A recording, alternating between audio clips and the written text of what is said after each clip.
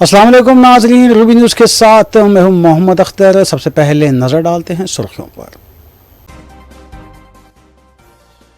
वज़ीर आला रेवंत रेड्डी ने Indian institute of handloom technology का किया इफ्तिताह।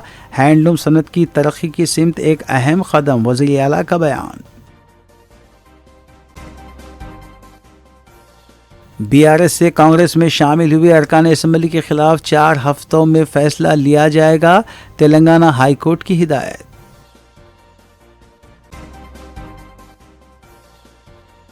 रियासत तेलंगाना के जीएसटी के बकाया जात की अदायगी के लिए नायब वज़ीर आला भट्टी विक्रमार्का ने की नुमाइंदगी।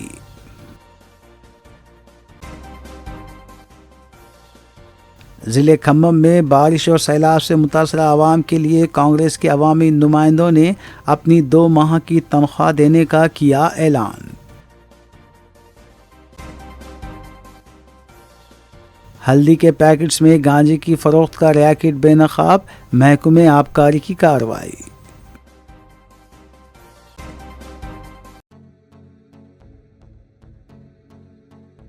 अब खबरें तफसील से। रियासती वज़ीर आला रेवंत रेड्डी ने Indian institute of handloom technology का पीर को इफ्तिताह अंजाम दिया। इस इंस्टीट्यूट के क़याम का मकसद रियासत में हैंडलूम टेक्नोलॉजी को फ़रोग़ देना है। ये इंस्टीट्यूट हैंडलूम सनत की तरक्की की सिमत एक और अहम इक़दाम है। इंस्टीट्यूट का मकसद हैंडलूम टेक्नोलॉजी की तकनीक से मुताल्लिक़ जदीद तरबियत और तालीम फ़राहम करना है। इस सनत को जदीद टेक्नोलॉजी से मरबूत करते हुए रवायती फ़नून के तहफ़्फ़ुज़ को यकीनी बनाया है। इस मौके पर इंस्टीट्यूट के तलबा की हौसला अफजाई के लिए माहाना 2,500 रुपये की रकम दी जा रही है। वज़ीर आला ने ऐलान किया कि बुनकरों के कर्ज माफ़ी के लिए 30 करोड़ रुपये की जिम्मेदारी है। वज़ीर आला ने चीफ सेक्रेटरी कर्ज माफ़ी के सिलसिले में ज़रूरी इक़दामात की भी हिदायत दी है। उन्होंने ये भी कहा कि इंदिरम्मा स्कीम के तहत बुनकरों और दूसरे तबक़ात को भी मुनासिब नुमाइंदगी दी जाएगी और उनके साथ इंसाफ किया जाएगा। वज़ीर आला ने कहा कि तेलंगाना के तलबा पहले IIHT में तरबियत के लिए उड़ीसा और आंध्रा जाना पड़ता था, लेकिन अब रियासत में इसका क़याम अमल में आया है। तेलंगाना में 10 साल से ऐसे इंस्टीट्यूट के लिए कोई कदम नहीं उठाया गया। हमने वज़ीर आज़म को तवज्जो दिलाई थी और इसी के तनाजुर में इस इंस्टीट्यूट का क़याम अमल में लाया गया है। उन्होंने कहा कि तलबा को हुनरमंदी के लिए स्किल यूनिवर्सिटी भी कायम की गई है। वज़ीर आला ने इसके चेक्स भी हवाले किए। इस मौके पर रियासती वज़ीर टी नागेश्वर राव, रुकन असम्बली मजलिस मोहम्मद माजिद हुसैन, चीफ सेक्रेटरी शांति कुमारी के अलावा दीगर भी मौजूद थे।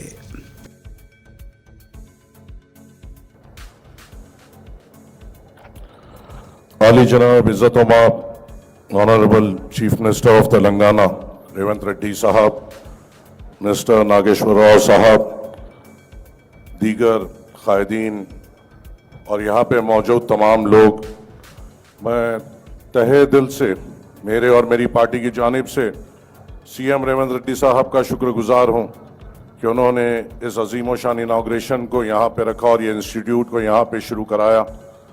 हमारे लिए ये बड़ी एजाज़ की बात है कि ऑनरेबल CM नामपल्ली कॉन्स्टिट्यूंसी में 2 बार अभी आए हैं और 2 बार, पहली बार ITI के डेवलपमेंट के लिए आए और दूसरी बार इस इंस्टीट्यूट के इनाग्रेशन के लिए आए।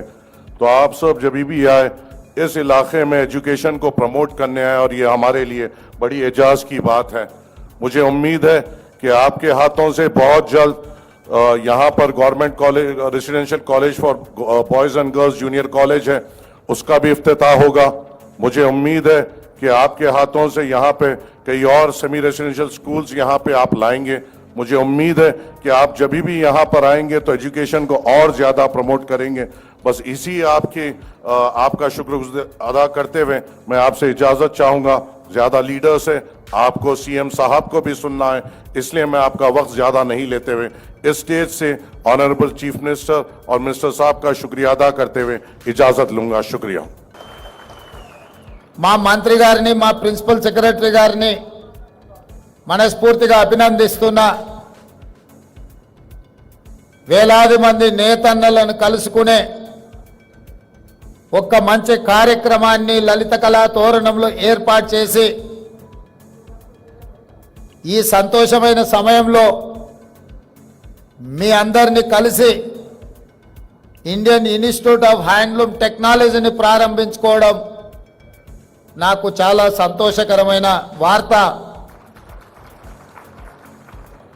Indian institute of handloom technology ఈరోజు మన విద్యార్థులు చేరాలి అంటే ఆంధ్రప్రదేశ్ నెల్లూరుకైనా వెళ్ళాలి, లేదా ఒడిశా రాష్ట్రానికైనా పోవాలి. ఈరోజు మన రాష్ట్రంలో, మన నగరంలో, మన హైదరాబాదులో, మన తెలంగాణలో ఉండాల్సిన ఇన్స్టిట్యూట్ అనుమతి ఇవ్వాల్సిన కేంద్ర ప్రభుత్వం 10 సంవత్సరాలైన చర్యలు చేపట్టకపోవడంతో తెలంగాణ రాష్ట్ర ముఖ్యమంత్రిగా బాధ్యతలు చేపట్టిన తర్వాత నేతన్నల జీవన గతులు, వాళ్ళ స్థితిగతులను తెలుసుకోవాలన్న ఆలోచనతోటి సమీక్ష సమావేశాన్ని ఏర్పాటు చేస్తే ఈ అంశం నా దృష్టికి రావడం జరిగింది. తక్షణమే నేను ఉప ముఖ్యమంత్రి బట్టి విక్రమార్క గారు ఢిల్లీకి వెళ్ళి మోడీని కలిసి విజ్ఞప్తి చేసి, ఆ తర్వాత కేంద్ర మంత్రివర్యులు పీయూష్ గోయల్ గారిని కలిసి ఈనాడు మా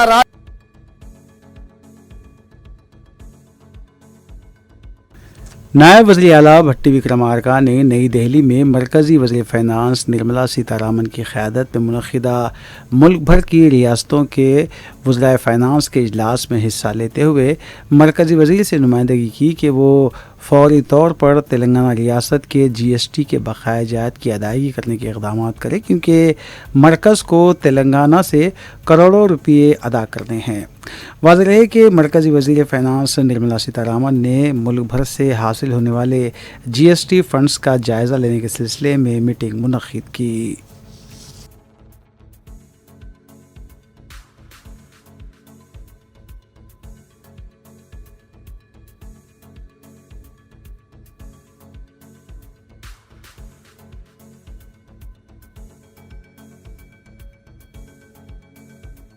बीआरएस रुकन असम्बली हरीश राव ने मीडिया से बात करते हुए बीआरएस से कांग्रेस में शामिल होने वाले 3 अरकान असम्बली डी नागेंदर, कड़ियम सिलीहरी और वेंकटराव की असम्बली की रुकनीत ख़त्म कर देने के सिलसिले में दायर करदा बीआरएस की दरख्वास्त पर हाई कोर्ट की जानिब से स्पीकर को 4 हफ्तों में फ़ैसला लेने की हिदायत का खैर मकदम करते हुए हरीश राव ने तेलंगाना असम्बली स्पीकर जी प्रसाद कुमार से मुतालबा किया कि वो शेड्यूल 10 के तहत तीनों अरकान असम्बली की रुकनीत ख़त्म करने का फैसला करते हुए जमहूरियत का तहफ़्फ़ुज़ करें।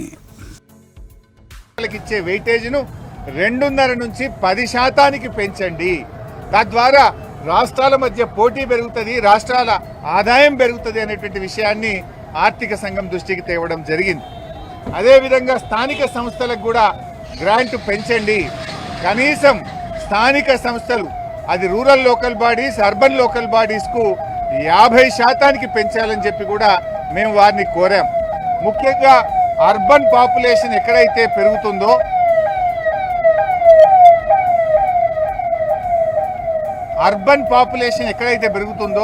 ఆ రాష్ట్రాల గ్రాంట్స్ తగ్గుతూ ఉన్నాయి.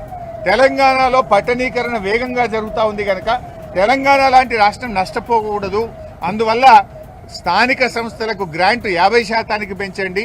పట్టణీకరణ ఎక్కువైతున్న రాష్ట్రాలకు నష్టం జరగకుండా కూడా చూడాలని చెప్పి కూడా మేము చెప్పడం జరిగింది. అదేవిధంగా కరోనా సమయంలో కేంద్ర ప్రభుత్వం మరి క్యాపిటల్ ఎక్స్పెండిచర్ ఎక్కువ చేయాలని, ఎకానమీ పెరగాలని, ఉద్యోగాల కల్పన జరగాలని అధిక అప్పులను రాష్ట్రాలకు ఇచ్చి ఖర్చు పెట్టించారు. అది రాష్ట్రాలకు భారంగా మారింది. ఆ అప్పులను కేంద్రమే తీసుకునే విధంగా రికమెండేషన్ ఇవ్వాలని చెప్పి కూడా మేము కోరడం జరిగింది. అదేవిధంగా తెలంగాణ మరి ఒక ప్రత్యేకమైన పరిస్థితి. కృష్ణా గోదావరి నదులు 70 మీటర్ల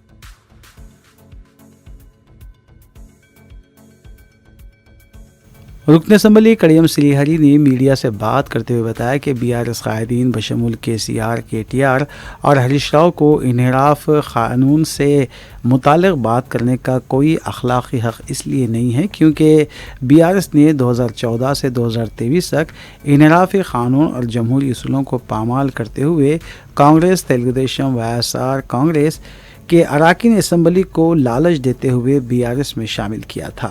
करीम श्रीहरी ने हाई कोर्ट की जानिब से उनकी रुकनीत ख़त्म करने के सिलसिले में दायर करदा दरख्वास्त पर स्पीकर को 4 हफ्तों की मोहलत फ़ैसला करने के लिए देने पर तबसरा किया और कहा कि ये भी हिदायत सिंगल बेंच की जानिब से दी गई है। एडवोकेट से मशवरा करने के बाद डिवीज़न बेंच को रुजू करने या फिर सुप्रीम कोर्ट से रुजू होने पर गौर किया जाएगा।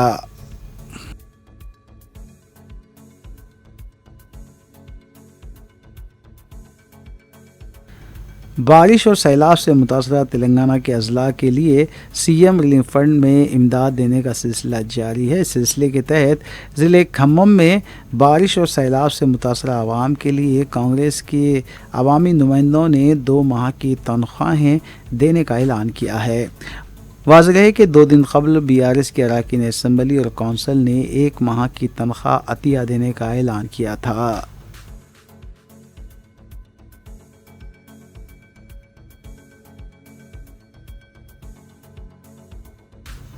वज़ीर आला तेलंगाना रेवंत रेड्डी ने इतवार को रविंद्र भारती में मुनक़िदा अराज़ी हवालगी सहाफ़ियों की तकरीब से खिताब करते हुए कहा कि हैदराबाद के सहाफ़ियों को फ्यूचर सिटी में मकानात तामीर करने के लिए अराज़ी फ़राहम की जाएगी।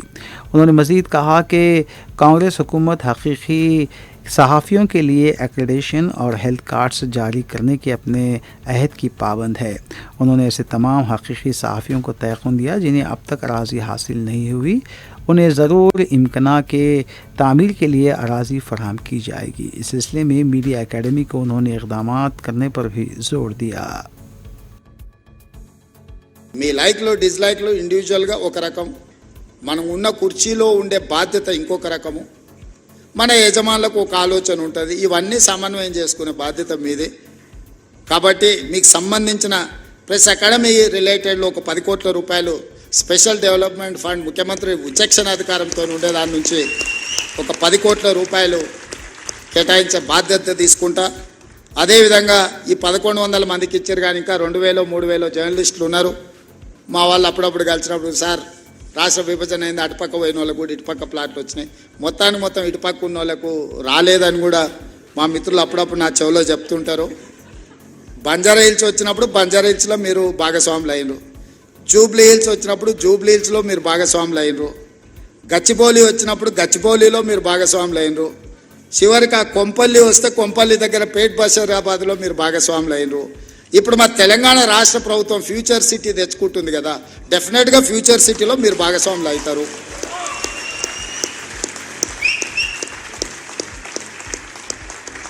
ఎవరైతే రాదేమో అనే బాధలో కానీ ఆందోళనలో కానీ ఉన్నవాళ్ళు ఎవరు బాధపడకండి, ఆందోళన చెందకండి. అర్హులైన వాళ్ళందరినీ కూడా ఫ్యూచర్ సిటీలో భాగస్వాములను చేసే బాధ్యత నాది. మరి ఇప్పుడు ఆ ఫ్యూచర్ సిటీ మీద అయినప్పుడు దాని నిర్మాణానికి కావాల్సిన నిర్మాణ కార్యక్రమాలన్నీ కూడా అది నిర్మించడానికి అవసరమైన కార్యక్రమాన్ని ప్రొఫెషనల్ స్కీమ్స్ కూడా మీరే తీసుకెళ్ళాలి. ఎందుకంటే అది ఎంత ప్రమోట్ అయితే మీకు కూడా ఎంతో కొంత అందులో స్టేక్ హోల్డర్స్ అవుతారు. ఇప్పుడు ఇంతకుముందే మా సీనియర్ అన్నాడు, లక్షాధికారులు కాదు ఇప్పుడు ఇచ్చేది కోటీశ్వరులు అని చేసిందని. రేపు పొద్దుగాల అక్కడ కూడా మీరు కోటీశ్వరులు కావాలంటే ఆ ప్రాంతం కూడా అభివృద్ధి చెందాలి. 4th సిటీ చాలాసార్లు చెప్పినా మళ్ళొకసారి చెప్పదలుచుకున్నాం, ఎందుకంటే పదే చెప్పడం ద్వారా అయినా ప్రజలకు చేరుతుందని. కులీ కుతుబ్ షాహీలు నిజాం హైదరాబాద్ నగరాన్ని నిర్మించింది, అది మొదటి నగరం. నిజాం అండ్ బ్రిటిషర్స్ కలిసి సికింద్రాబాద్ నగరాన్ని నిర్మించింది, అది 2వ నగరం. చంద్రబాబు నాయుడు రాజశేఖర్ రెడ్డి కలిసి సైబరాబాద్ నిర్మించింది, అది 3వ నగరం. ఇప్పుడు మనందరం కలిసి 4వ నగరం 4th city, that is called future city, అది మనందరం కలిసి నిర్మిద్దాం. మీరందరూ భాగస్వాములు అందులో. మీ అందరి తరఫున ప్రతినిధిగా నేను పనిచేస్తా. మనకు 4వ నగరం అవసరం ఉంది. భవిష్యత్ అవసరాలను దృష్టిలో పెట్టుకొని ఆ ఫ్యూచర్ సిటీలో అన్నీ ఉండే విధంగా, అన్నిట్లలో 4th ఎస్టేట్ అయిన జర్నలిస్టు లేకపోతే అది ఇన్కంప్లీట్ అవుతుంది. డెఫినెట్గా మిమ్మల్ని అందరిని కూడా అక్కడికి తీసుకెళ్లే బాధ్యత నాది. దాన్ని అద్భుతమైన నగరానికి ప్రపంచంలోనే పోటీ పడే నగరంగా తీర్చిదిద్దాల్సిన బాధ్యత మీది.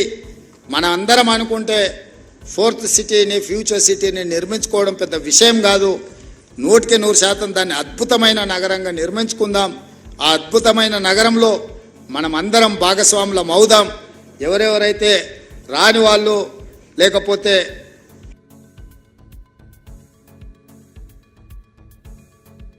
बीआरएस से कांग्रेस में शामिल हुए अरकान असम्बली को धक्का लगा है। तेलंगाना हाई कोर्ट ने रियासती असम्बली स्पीकर के ऑफिस को हिदायत दी है कि पार्टी बदलने वाले अरकान असम्बली के खिलाफ 4 हफ्तों में फैसला लिया जाए। वाज़ेह है कि डी नागेंदर, कड़ियम श्रीहरि, टी वेंकटराव, प्रकाश गौड़, जी महिपाल रेड्डी, के यादయ్య, ए गांधी, पी कृष्णा मोहन रेड्डी, संजय कुमार, पोचाराम श्रीनिवास रेड्डी बीआरएस से कांग्रेस में शामिल हुए थे। इस सिलसिले में बीआरएस के अरकान असम्बली के विवेकानंद गौड़, पी कौशिक रेड्डी और बीजेपी के ए महेश्वर रेड्डी ने हाईकोर्ट में दरख्वास्त दाखिल की थी कि इन पार्टी बदलने वाले अरकान असम्बली को नाअहल करार दिया जाए।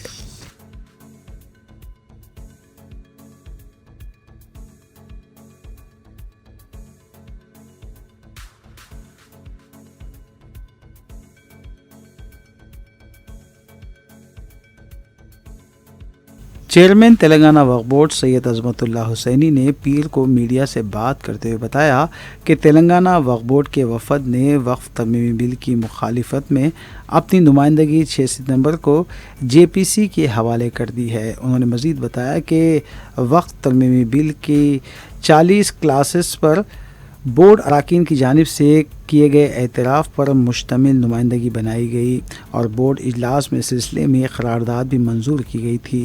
बोर्ड ने जेपीसी से मुलाकात के लिए 10 मेंबरान की इजाज़त तलब की थी, ताहम 7 मेंबर से ही की इजाज़त हासिल हुई, जिसके बाद वफद ने चेयरमैन जेपीसी से मुलाकात करते हुए अपनी नुमाइंदगी पेश की। उन्होंने मुसलमानों से अपील की कि वो वक्त तरमीमी बिल के ख़िलाफ़ अपनी नुमाइंदगी जेपीसी को रवाना करें।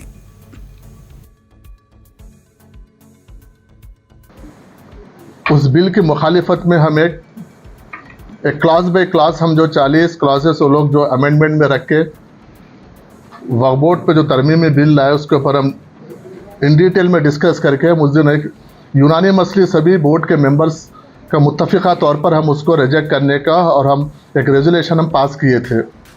और उसी दिन उस बोर्ड मीटिंग में हम ये फ़ैसला किए थे कि हम तेलंगाना वक्फ बोर्ड की जानिब से जो parliamentary joint working committee on Waqf amendment bill 2024 को हम एक रिक्वेस्ट भेजेंगे जिसमें तेलंगाना वक्फ बोर्ड अपना व्यू सजेशंस हम कमेटी के सामने हम आके रखना चाह रहे हैं। वो डिसाइड हुआ था, उसके मुताबिक हमने जॉइंट वर्किंग कमेटी को एक मेल के ज़रिए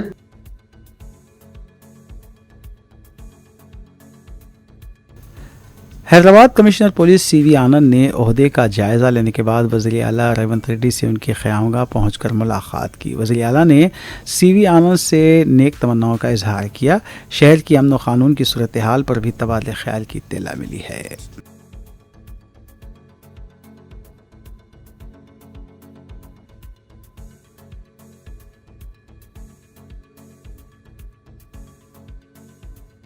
तेलंगाना हुकूमत की जानिब से हाल ही में आईपीएस ओहदेदारों के तबादले अमल में लाए गए हैं। इन्हीं में आईपीएस ओहदेदार सीवी आनंद भी शामिल थे। हैदराबाद के 61वें कमिश्नर पुलिस के तौर पर सीनियर आईपीएस ओहदेदार सीवी आनंद ने अपने ओहदे का जायज़ा हासिल कर लिया। इस मौके पर मीडिया से बात करते हुए उन्होंने कहा कि जराइम की सरगर्मियों में मुलविस अफराद से आहानी पंजे से निपटा जाएगा। उन्होंने इस सिलसिले में मीडिया से बात भी की।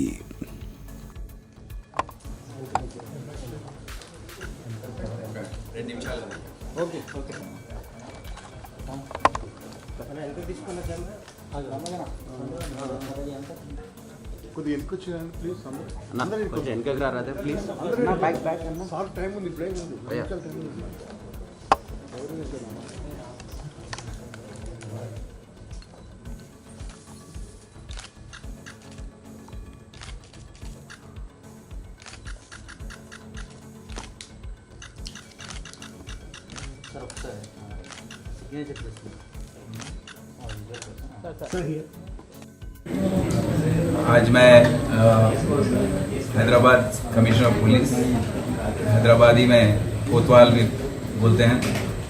तो दूसरी बार मैं चार्ज लिया हूँ। स्टेट गवर्नमेंट और वज़ीर आला उनको मैं शुक्रिया अदा पेश करता हूँ। अभी आप सबको पता है, अभी गणेश का फेस्टिवल चल रहा है, उसकी बंदोबस्त के बारे में सब लोग यहाँ पर बिज़ी हैं।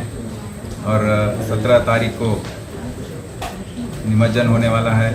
उसके तुरंत पश्चात 19 तारीख को मिलाद का जुलूस निकलने वाला है। तो इसके बारे में सिटी पुलिस पूरे इंतज़ामात जो हैं वो कर चुकी होगी।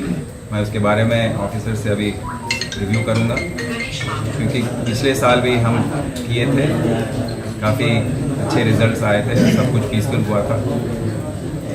और उसके पश्चात मैं पूरा हमारे चीफ मिनिस्टर साहब से मिलने के बाद जो भी हमको आदेश देंगे उसका पालन करते हुए और ओल्ड सिटी और जहाँ भी गणेश के मंडप बैठाए हैं सबका हम दौरा करेंगे और उसका रिव्यू करेंगे। आने वाले दिनों में यहाँ पर जो भी लॉ एंड ऑर्डर और दूसरे ट्रैफिक के इश्यूज़ हैं, ड्रग्स का इश्यू है, उसका सब हम रिव्यू करेंगे और आपको इत्तला करेंगे कि क्या क्या हम इसके बारे में स्टेप्स लेने वाले हैं। Thank you.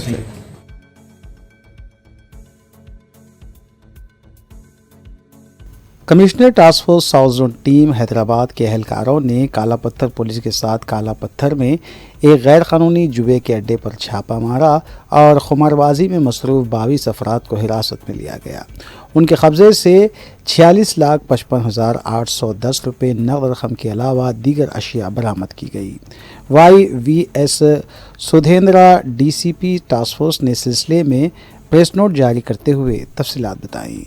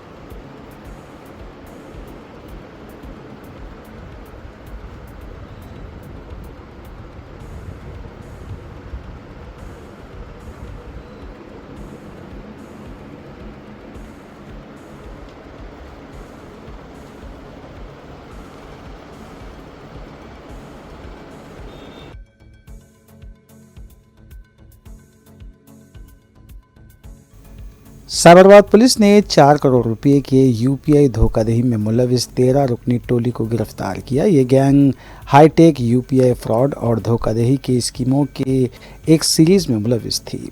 पुलिस ने उनके कब्ज़े से 1,72,000 रुपये नकद रकम के अलावा 50 लाख रुपये मालियती इलेक्ट्रॉनिक अशिया भी जब्त की। साबरबाद, हैदराबाद और रचाकुंडा कमिश्नरेट के तहत मुख्तलिफ पुलिस स्टेशन में टोली के ख़िलाफ़ धोखाधड़ी के मुतादिद मामला दर्ज हैं। साथ ही तेलंगाना के दीगर मेट्रोपॉलिटन शहरों में, जिनमें मजमूई तौर पर 4 करोड़ रुपये से ज़्यादा की धोखाधड़ी है, इनमें वो मुलविस थे।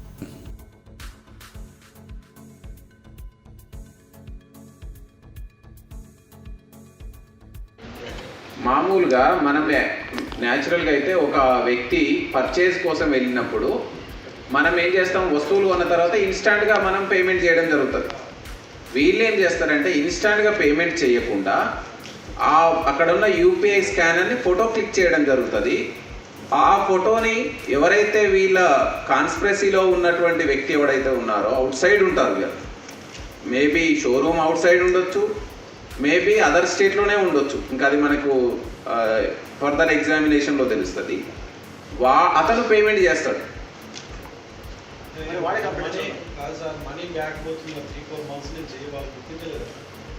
అంటే ఇది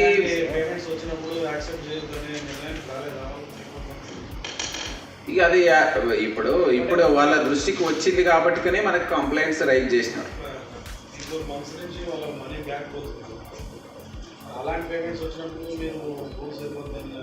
అంటే ఇప్పుడు యూపీఐ స్కానర్ మనం ఎందుకు పెట్టినాము?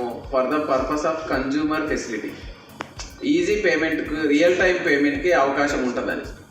కానీ దీనిలో ఉన్న చిన్న డ్రాబ్యాక్ ఏంటంటే ఎప్పుడైనా రైజ్ చేసుకోవచ్చు, 3-4 days తర్వాత కూడా రైజ్ చేసుకోవచ్చు గూడ్స్ డెలివరీ అయినాక.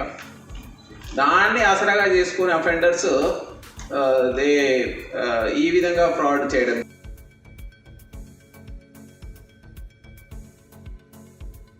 महकमे आबकारी ने हल्दी की पैकेट्स में गांजे की फरोख्त के रैकेट को बेनकाब किया है। गांजा और दीगर मंशियात के खिलाफ जारी क्रैकडाउन के तनाजुर में अब नशीली अद्वियात की टोलियां नए नए हरबे इस्तेमाल कर रही हैं। आइसक्रीम में विस्की और चॉकलेट में गांजा भी मिलाया जा रहा है। बंजारा हिल्स में हाल ही में आइसक्रीम की स्टोर पर धावा किया गया था। इन्फोर्समेंट डायरेक्टर कमला सेन रेड्डी की क़यादत में एक्साइज टीम ने मंशियात के खिलाफ क्रैकडाउन को जारी रखा है। धूलपेट के साकिन नेहा भोई के पास से हल्दी के पैकेट में गांजे के 10 पैकेट जब्त किए गए हैं और इससे मजीद पूछताछ जारी है।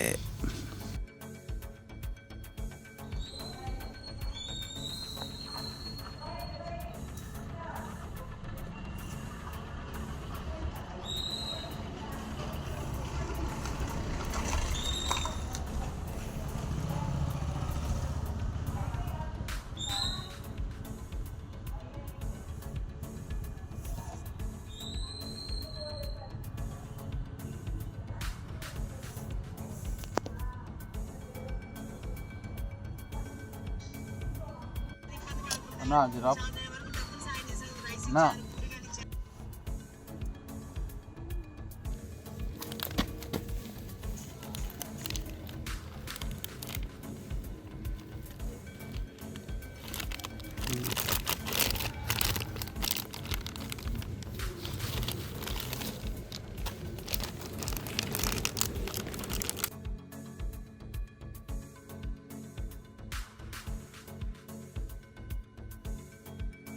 नारायणगढ़ में वाक़ होटल में 20 दिन से यरगमाल बनाई गई तालिबा को पुलिस ने आज़ाद करवा लिया है। बताया गया है कि तेलंगाना के भैंसा की साकिन तालिबा को इंस्टाग्राम पर बने उसके एक दोस्त की तरफ से नारायणगढ़ में होटल लाया गया था और 20 दिनों के दौरान उसकी मुबैना इस्मत रेज़ी की गई। बताया गया है कि लड़की ने व्हाट्सएप के ज़रिए अपने वालिदैन को होटल का पता रवाना किया था। शी टीम्स ने मुतासर लड़की की वालदा की तरफ से शिकायत मिलने पर होटल का पता चलाया और लड़की को आज़ाद करवा लिया गया। बताया गया है कि लड़की को 20 दिनों से होटल में रखा गया था, जबकि इसके सिलसिले में मज़ीद तहक़ीक़ात जारी है।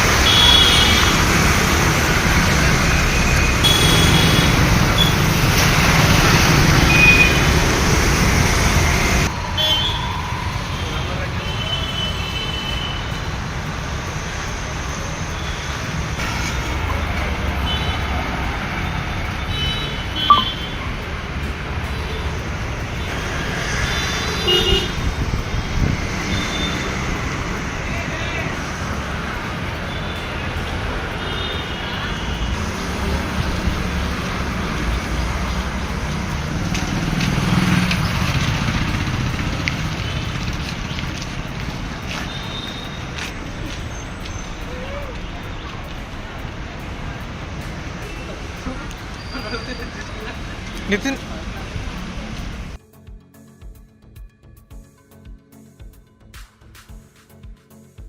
रियासत तेलंगाना के मुख्तलिफ मकामात पर गणेश पंडालों से लड्डू के चोरी होने के वाक़यात पेश आए हैं। इतवार को हैदराबाद की बाचूपल्ली प्रगति नगर में सारिक अपार्टमेंट में बनाए गए गणेश पंडाल में दाखिल हुआ और गणेश की मूर्ति से लड्डू चुराकर फरार हो गया। इस वाक़े का CCTV मंजरेआम पर आया है। अपार्टमेंट के मकीनों की तरफ से पुलिस में शिकायत भी दर्ज करवाई गई है।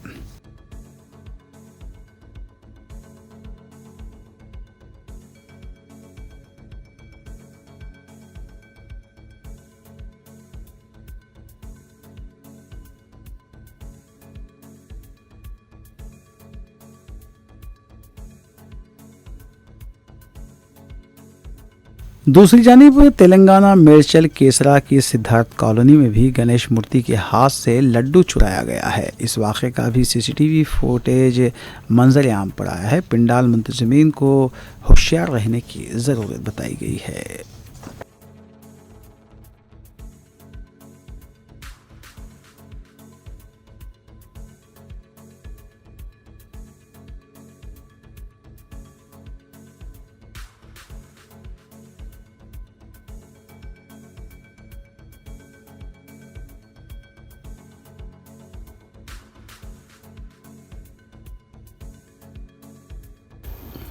आखिर में सुर्खियां एक बार फिर।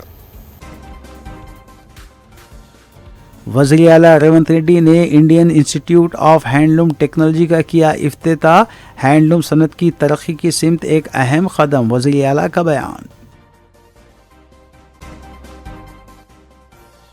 BRS से कांग्रेस में शामिल हुए अरकान असम्बली के खिलाफ 4 हफ्तों में फैसला लिया जाएगा, तेलंगाना हाई कोर्ट की हिदायत।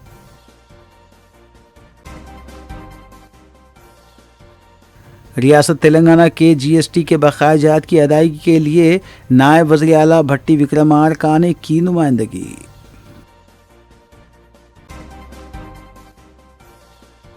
ज़िले खम्मम में बारिश और सैलाब से मुतासरा आवाम के लिए कांग्रेस के अवामी नुमाइंदों ने अपनी 2 माह की तनख्वाह देने का किया ऐलान। हल्दी के पैकेट्स में गांजे की फरोख्त का रैकेट बेनकाब, महकमे आबकारी की कार्रवाई।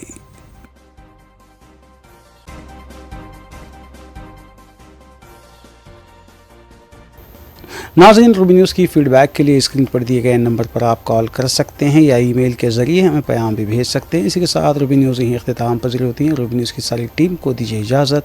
अल्लाह हाफ़िज़।